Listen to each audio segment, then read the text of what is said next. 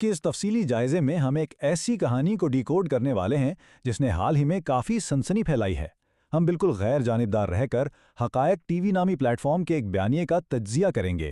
اس میں امریکی بحریہ اور دنیا میں طاقت کے بدلتے توازن کے حوالے سے کچھ انتہائی بڑے دعوے کیے گئے ہیں۔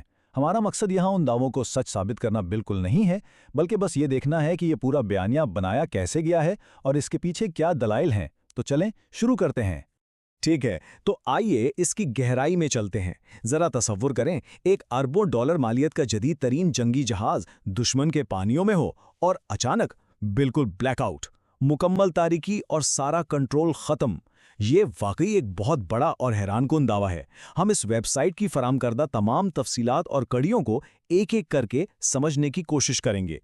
آج کے اس جائزے کا خاکہ کچھ یوں ہے۔ سب سے پہلے ہم یو ایس ایس ہگنس کی بجلی بند ہونے کے دعوے کو دیکھیں گے، پھر بحریہ کے دیگر مبینہ واقعات پر بات کریں گے۔ اس کے بعد 2020 میں بحریہ جنوبی چین کے ایک واقعے کا ذکر آئے گا، پھر سائبر وارفیئر کے بدلتے طریقوں پر نظر ڈالیں گے، اور آخر میں بات ہوگی جغرافیائی سیاست میں طاقت کی اس مبینہ منتقلی کی۔ تو پہلا حصہ ہے یو ایس ایس ہگنس کی بجلی کی بندش، یعنی تاریکی میں ڈوبا ہوا جنگی جہاز۔ یہیں سے اس پورے سنسنی خیز بیانیے کی شروعات ہوتی ہے۔ اب یہ جو نمبر 300 ہے نا، یہ بہت اہمیت رکھتا ہے۔ ذریعے کا دعویٰ ہے کہ اس وقت جہاز پر تقریباً 300 سیلر سوار تھے۔ ذرا سوچیں، سمندر کے بیچوں بیچ جدید ترین ٹیکنالوجی ہونے کے باوجود اچانک سب کچھ بند ہو جائے اور وہ گہری تاریکی میں بے بس رہ جائیں، خوف و ہراس تو پھیلے گا نا۔ تو سب سے اہم نقطہ یہ ہے کہ ذریعے نے اس واقعے کی ایک باقاعدہ ترتیب بتائی ہے۔ مرحلہ نمبر 1، جہاز مبینہ طور پر انڈو پیسیفک سے خلیج کی طرف جا رہا تھا اور دعویٰ ہے کہ یہ ایران پر حملے کی تیاری تھی۔ مرحلہ نمبر 2، اچانک بجلی اور رابطے کے نظام کا مکمل بلیک آؤٹ، اور پھر مرحلہ نمبر 3، یہ اربوں ڈالر کا شاہکار کئی گھنٹوں تک پانی میں بالکل بے حس و حرکت کھڑا رہا، اور پھر اچانک خود بخود بجلی بحال ہو گئی۔ حیرت انگیز ہے نا؟ اب اس اچانک بلیک آؤٹ کی وجہ کیا بتائی گئی؟ ذریعہ اس کو واضح طور پر ایک EMP یعنی الیکٹرو میگنیٹک پلس کے حملے سے تشبیہ دیتا ہے۔ یہ ایک ایسا توانائی کا جھٹکا ہوتا ہے جو الیکٹرونکس کو جلا کر رکھ دیتا ہے، اور الزام سیدھا ایران پر لگایا گیا ہے۔ مطلب یہ کوئی عام جنریٹر فیل ہونے والی بات نہیں تھی، دعویٰ ہے کہ یہ ایک جدید اور بالکل خاموش حملہ تھا۔ بات یہیں ختم نہیں ہوتی۔ اس کہانی میں تھوڑا اور مسالہ ڈالنے کے لیے ذریعے نے ایک پچھلا واقعہ بھی جوڑ دیا ہے۔ دعویٰ یہ ہے کہ ٹھیک 68 دن پہلے یہ جہاز بحر جنوبی چین میں تھا، جاپان میں کھڑا تھا، اور وہاں اس میں ایک پراسرار آگ لگ گئی تھی۔ استدلال یہ دیا جا رہا ہے کہ وہ آگ کوئی حادثہ نہیں تھی، بلکہ یہ سب ایک سوچے سمجھے تخریب کاری کے سلسلے کی ہی کڑی ہے۔ چلیں اب آگے بڑھتے ہیں۔ دوسرا حصہ ہے بحریہ میں دیگر مبینہ خلل، یعنی ایک دعویٰ شدہ طرز عمل۔ کیونکہ ذریعہ ہگنس کے واقعے کو صرف ایک اکلوتا حادثہ نہیں مانتا، بلکہ اسے ایک بہت بڑے اور منظم خطرے کے طور پہ پیش کرتا ہے۔ اب یہاں سب سے دلچسپ بات یہ ہے کہ ذریعہ کیسے ایک ساتھ کئی مختلف دعووں کو ملا کر ایک بہت بڑی تصویر بناتا ہے۔ ذرا ان دعووں کو دیکھیں۔ نامعلوم ایئر کرافٹ کیریئرز کو نشانہ بنائے جانے کا ذکر، USS ابراہیم لنکن کا ریڈار سے غائب ہو جانا، اور ہزاروں اہلکاروں کے مبینہ خبریں۔ مقصد بالکل واضح ہے، یہ تاثر دینا کہ اس وقت ایک پوری کی پوری سپر پاور بحریہ شدید دباؤ اور مفلوج حالت میں ہے۔ اور اب آتا ہے تیسرا حصہ، 2020 بحر جنوبی چین کا واقعہ، یعنی ایک نظیر کا قیام، تاکہ ان دعووں کو تکنیکی طور پر ممکن ثابت کیا جا سکے۔ اس مبینہ ٹائم لائن پر غور کریں۔ دعویٰ ہے کہ 2020 میں بحیرہ جنوبی چین کے اوپر امریکی F-35 طیارے اڑ رہے تھے۔ 0 سیکنڈ پر پرواز اور ٹھیک 1 سیکنڈ بعد مکمل شٹ ڈاؤن، طیارے آسمان سے سیدھا نیچے گرنے لگے۔ لیکن پھر 15 سیکنڈ کے بعد پراسرار طور پر ان کا سسٹم واپس آن ہو جاتا ہے، اور 1 منٹ کے اندر اندر چین کی جانب سے وارننگ آ جاتی ہے کہ علاقہ خالی کرو۔ یہ پوری کہانی اس لیے سنائی گئی تاکہ یہ ثابت کیا جا سکے کہ ہاں، دور بیٹھے جدید الیکٹرونکس کو ہیک کرنا واقعی ممکن ہے۔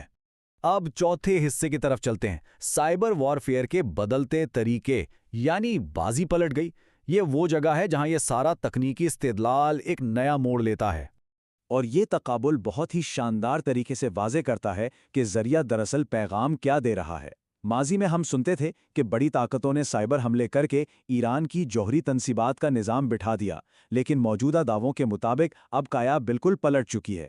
ذریعے کا اصرار ہے کہ اب صلاحیت دوسری طرف ہے، وہ بھی اتنی کہ بغیر کوئی ایک بھی میزائل فائر کیے صرف الیکٹرونک شٹ ڈاؤن کے ذریعے اربوں ڈالر کے جنگی جہازوں کو مفلوج کیا جا سکتا ہے نا حیرت کی بات؟ اور ہاں، یہ مبینہ الیکٹرانک برتری صرف سمندر تک محدود نہیں بتائی جا رہی۔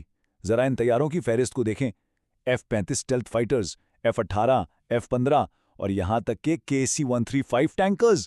دعویٰ یہ ہے کہ ان سب کو اب بآسانی ٹریک کیا جا سکتا ہے اور ناکارہ بنایا جا سکتا ہے۔ اسٹیلتھ طیاروں کو ٹریک کرنے کا مطلب سمجھتے ہیں؟ یہ ایک انتہائی بڑی اور ناقابل یقین ٹیکنیکی چھلانگ کا دعویٰ ہے۔ بالآخر ہم آخری حصے میں پہنچ گئے ہیں، جغرافیائی سیاست میں طاقت کی مبینہ منتقلی۔ کیا یہ واقعی ایک نئی حقیقت ہے؟ ان تمام تکنیکی خرابیوں کے دعووں کو ملا کر ذریعہ ایک عالمی نتیجہ نکالتا ہے۔ ذرا اس اقتباس پر غور کریں۔ ہمارے پاس ایک ایسا ہتھیار ہے جو انہیں حیران کر دے گا۔ مجھے ڈر ہے کہ کہیں انہیں ہارٹ اٹیک نہ ہو جائے۔ ذریعہ ایرانی نیول چیف کے اس بالکل حالیہ بیان کو اپنے پورے بیانیے کی حتمی تصدیق کے طور پر پیش کرتا ہے، جیسے یہ اس بات کا ثبوت ہو کہ واقعی کوئی ایسا نیا، خاموش اور ناقابل سراغ الیکٹرانک ہتھیار مارکیٹ میں آ چکا ہے جس نے تہلکہ مچا دیا ہے۔ تو اس سارے کہانی کا نچوڑ کیا ہے؟ ذریعے نے جو حتمی تصویراتی نتائج اخذ کیے ہیں وہ بہت واضح ہیں۔ دعویٰ ہے کہ امریکی بحریہ اب مکمل طور پر غیر مؤثر ہو چکی ہے۔ ایران نے مبینہ طور پر آبنائے ہرمز سے نکلنے کی حتمی وارننگ دے دی ہے اور اب وہ جنگ کی 10 شرائط خود طے کر رہا ہے، اور اس میں سب سے بڑا دعویٰ یہ ہے کہ شاید چین مستقبل کی جنگوں کے لیے یہ ٹیکنالوجی ایران کے ذریعے ٹیسٹ کر رہا ہے۔ یہ چند الگ الگ مبینہ واقعات کو جوڑ کر ایک بہت ہی مربوط اور سنسنی خیز عالمی تصویر بنائی گئی ہے۔ اب ہم اس جائزے کے اختتام پر ہیں۔ چاہے اس مخصوص ذریعے کے پیش کردہ دعووں میں کتنی ہی سچائی کیوں نہ ہو، یہ ہمیں ایک انتہائی گہرے سوال پر سوچنے پر مجبور ضرور کرتا ہے۔ اگر واقعی جدید جنگوں کا انداز دھماکہ خیز میسائلوں سے ہٹ کر خاموش الیکٹرانک شٹ ڈاؤن کی طرف منتقل ہو رہا ہے، تو دنیا کی بڑی طاقتیں اپنے بیڑوں کا دفاع کیسے کریں گی؟ کیا ہم واقعی جنگ کے ایک بالکل نئے دور میں داخل ہو رہے ہیں؟ اس تفصیلی جائزے میں ساتھ دینے کا بہت شکریہ۔ یہ یقیناً ایک ایسا موضوع ہے جو کافی دیر تک ذہن میں گھومتا رہے گا۔